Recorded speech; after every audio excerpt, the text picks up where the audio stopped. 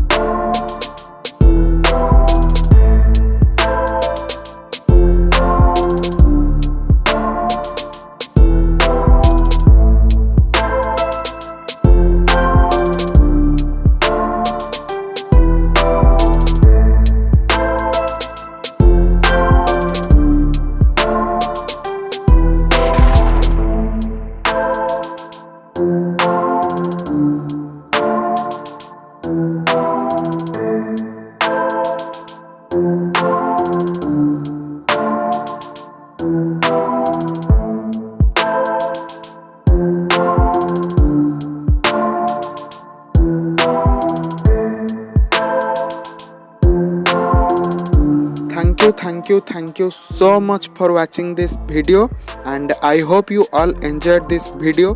इस वीडियो तो मेरा एक एक्सपेरिमेंट था कि डोम्स पोस्टर कलर से कैसे रिजल्ट आ रहा है, बट मैं पोस्टर कलर को कभी यूज़ नहीं किया हूँ। आई होप कि आपको भी इस वीडियो पसंद आया होगा। अगर थोड़ा सा ही पसंद आए तो वीडियो को लाइक कीजिए, कमेंट कीजिए, शेयर कीजिए और मेरा चैनल पर नया तो प्लीज़ सब्सक्राइब करके बेल आइकन को जरूर प्रेस कीजिए। So thank you so much, thank you, bye.